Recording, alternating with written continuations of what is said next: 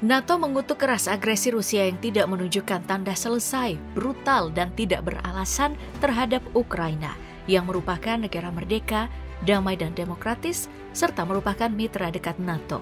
Untuk itu, NATO dan sekutu terus memberikan dukungan besar-besaran ke Ukraina untuk membantu menegakkan hak dasar mereka untuk membela diri. Di sisi lain, invasi sejak awal tahun 2022 dilakukan karena Rusia geram dan mengutuk NATO yang dituding membangun sebuah kekaisaran di Eropa. Selama invasi berlangsung, Rusia beri peringatan keras dan mengancam akan menyerang negara anggota NATO yang terus memberikan dukungannya ke Ukraina. Artinya apa? Perang Dunia Ketiga bisa saja terjadi. Bagaimana skenarionya? Kemungkinan perang bisa terjadi di luar perbatasan Ukraina. Alasannya, Putin punya ambisi untuk merebut kembali lebih banyak negara yang pernah menjadi bagian dari kekaisaran Rusia. Semisal, negara bekas Republik Soviet, Moldova, dan Georgia. Apalagi, dua negara ini bukan bagian dari NATO. Moldova dan Georgia menolak dan memilih berperang hingga mendapatkan dukungan dari NATO dan sekutunya. Skenario lainnya, Putin bisa saja menyatakan perang dengan NATO dengan dalih pasukan senjata barat ke Ukraina adalah tindakan agresi yang butuh pembalasan. Balasan yang mungkin dilakukan Rusia adalah mengirim pasukan ke negara-negara Baltik anggota NATO yang pernah menjadi negara bekas Soviet seperti Estonia, Latvia, dan Lituania. Dan tentunya ini akan beresiko perang dengan NATO. Berdasarkan pasal 5 Piagam Aliansi Militer, serangan terhadap satu anggota adalah serangan terhadap semua, yang artinya Amerika Serikat, bagian dari pendiri NATO, siap untuk membantu mengisi kekuatan pertahanan NATO karena komitmen Amerika Serikat terhadap pasal 5 NATO sangat kuat. Selain di Eropa, pemicu perang bisa saja dimulai di Asia, mengingat sengketa wilayah Tiongkok-Taiwan terus memanas. Manuver militer Tiongkok semakin sering terjadi dalam beberapa tahun terakhir, termasuk serangan angkatan udara hampir setiap hari ke zona identifikasi pertahanan udara Pulau Taiwan. Di sisi lain, Taiwan komitmen menggunakan haknya untuk membela diri dan melakukan serangan balik jika Tiongkok benar-benar masuk ke wilayahnya. Lalu, bagaimana sengketa Tiongkok-Taiwan memicu konflik? Jawabannya, peran Amerika dalam konflik. Amerika adalah pemasok senjata internasional paling penting bagi Taiwan. Sementara, antara Tiongkok dan Amerika Serikat, hubungannya pasang surut. Kedua negara ini sama-sama menginginkan dominasi pengaruh secara global. Tiongkok bahkan memilih menghentikan komunikasi militernya dengan Amerika Serikat sebagai wujud ketidaksenangannya atas hubungan mesra Amerika dengan Taiwan.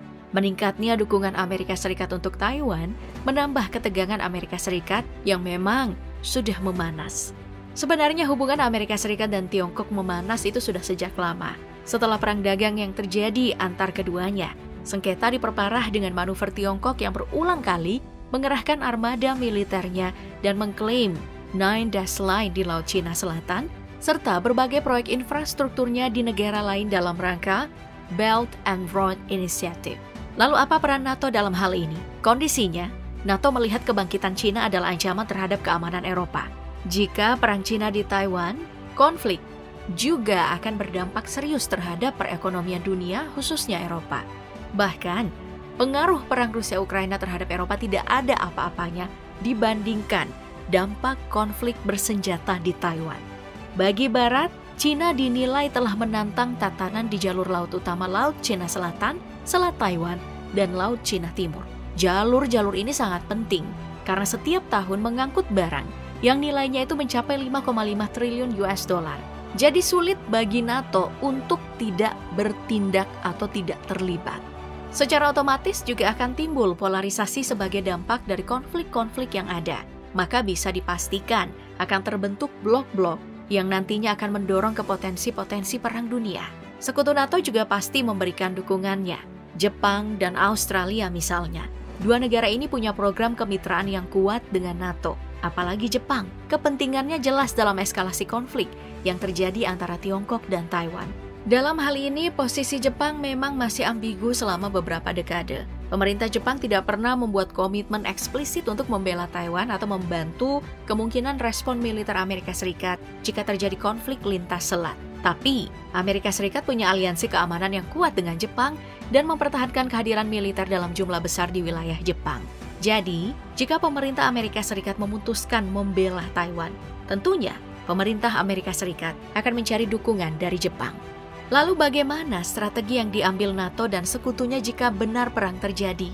Amerika Serikat pastinya akan mengerahkan kemampuan angkatan lautnya dengan mengirim kapal selam yang terdiri dari 4 kelas operasional: Ohio, Los Angeles, Seawolf, dan Virginia, yang semuanya bertenaga nuklir. Mengapa dipilih kapal selam untuk basis lautnya? Karena kapal selam bisa memasang ranjau di sekitar pelabuhan musuh dan di jalur pelayaran. Bisa menenggelamkan kapal permukaan dengan torpedo atau rudal anti kapal. Kapal selam juga bisa menembakkan rudal ke sasaran darat.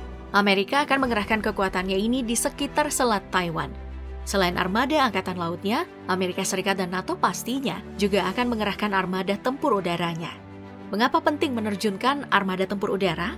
Karena secara taktis, armada tempur udara relatif tangguh sejak Perang Dunia Pertama sampai saat ini. Lalu, bagaimana taktik pertempuran laut dan udara yang akan dipakai? Semisal jika Rusia menyerang, yang pertama harus dipahami, misi utama NATO adalah menjaga jalur laut antara Amerika Utara dan Eropa agar tetap terbuka untuk menjamin aliran bala bantuan dari Amerika Serikat dan Kanada. Sementara Angkatan Laut Amerika Serikat akan mengerahkan 2-3 kelompok kapal induk, ditambah kelompok kapal perang untuk menyerang pangkalan udara dan Angkatan Laut Soviet. Tapi, menetralisir pertahanan udara Rusia akan jadi salah satu misi paling krusial dan berbahaya bagi Angkatan Udara NATO dan Amerika Serikat.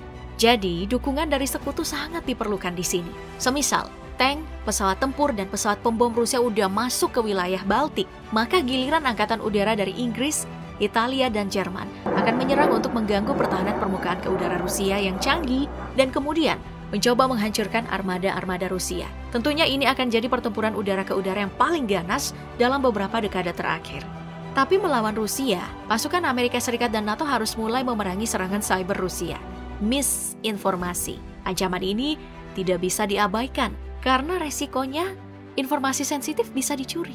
Berbeda dengan serangan konvensional, serangan cyber sulit diidentifikasi secara akurat. Nah, apakah Perang Dunia Ketiga ini harus terjadi? Tentunya kita berharap tidak. Negara-negara berkonflik tentunya harus mengingat sejarah perang di masa lalu. 2 perang dunia yang memakan korban puluhan juta disusul oleh perang dingin yang membentuk segalanya mulai dari geopolitik, ekonomi, hiburan hingga olahraga. Sebagian besar ahli sepakat dunia tidak akan membiarkan pecahnya Perang Dunia Ketiga karena konsekuensinya akan sangat merusak.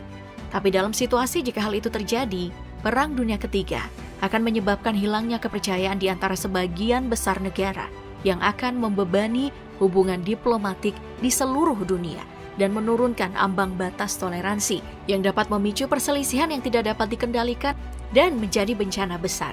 Konflik sebesar ini tentunya akan menimbulkan kekacauan di pasar keuangan, lalu mengganggu perdagangan dan mengancam stabilitas bahkan negara-negara dengan kekuatan ekonomi terkuat sekalipun.